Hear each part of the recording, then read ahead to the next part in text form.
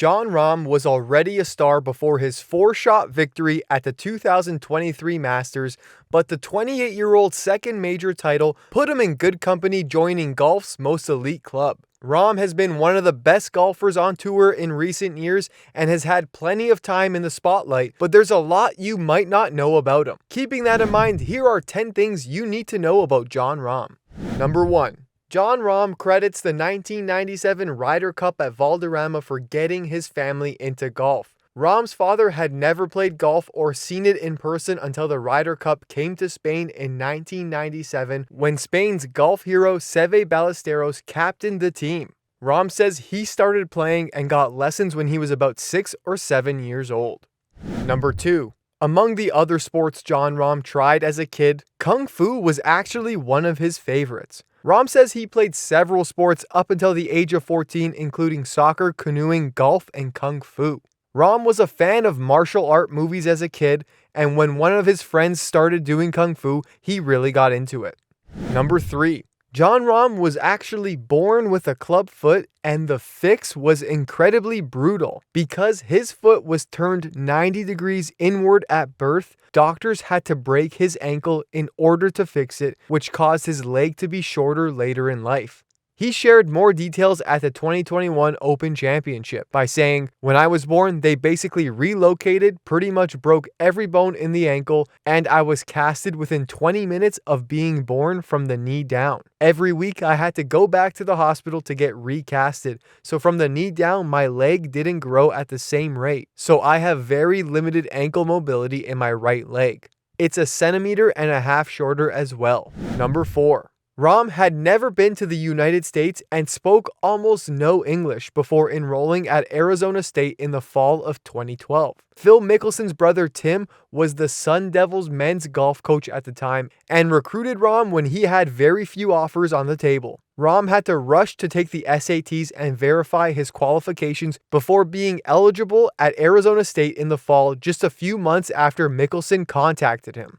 Number 5. Tim Mickelson gets all the credit from Rahm for helping him learn English thanks to this unusual punishment for Rahm speaking Spanish. Though Rahm has said that learning the lyrics to rap songs helped him pick up slang and other English phrases not taught in a class, however, it was his coach's motivation that also helped. Mickelson made Rahm and another Spanish-speaking teammate do 10 burpees for every Spanish word they used. Number 6.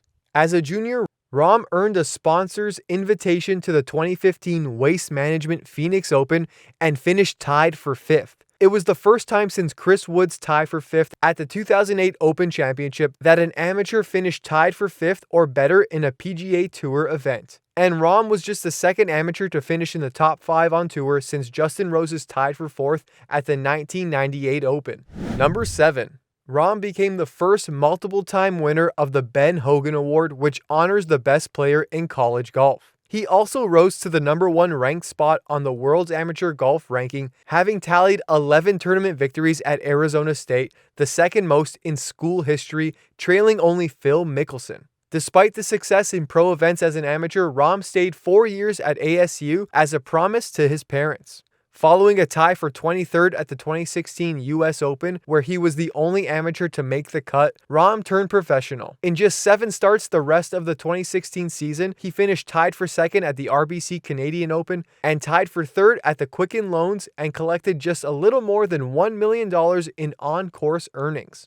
Number 8. Speaking of those earnings, Rahm treated himself to a Porsche in the fall of 2016. When asked about it, he told Golf Digest that, "It's good for me to see it, wake up every day, and see what I've accomplished the last 8 years."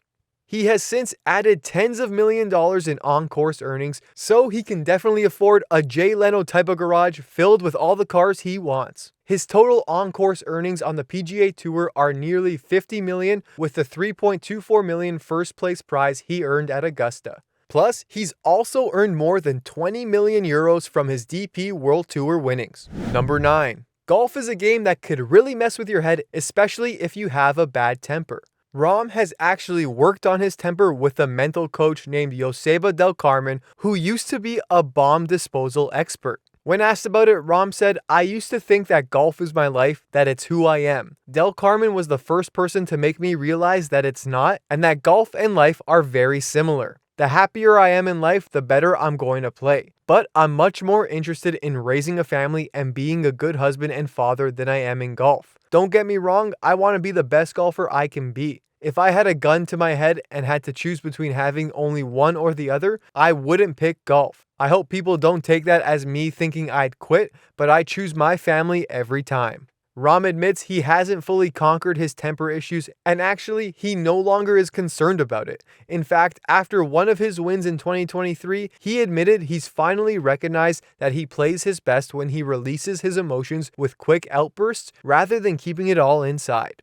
Number 10. Jon Rahm, like many, idolized Kobe Bryant, and he was actually set to meet the late Los Angeles Laker legend just 2 days after his fatal plane crash. Rahm said, "It was actually Torrey Pines a few years ago on Sunday where my wife Kelly came into scoring to let me know he had passed. What people don't know is that I had a meeting arranged with Kobe 2 days after that Sunday." Unfortunately, Rahm never got to meet one of his heroes, someone he's attempted to model his own career after. When asked about Kobe, Rahm said, "The way he approached his lifestyle and his craft really spoke to me, and I really took a lot of information on how to do what I have to do and what I want to do." Thanks for watching our video. If you haven't yet, drop us a like, leave us a comment, and if you're looking for more golf content, don't forget to subscribe.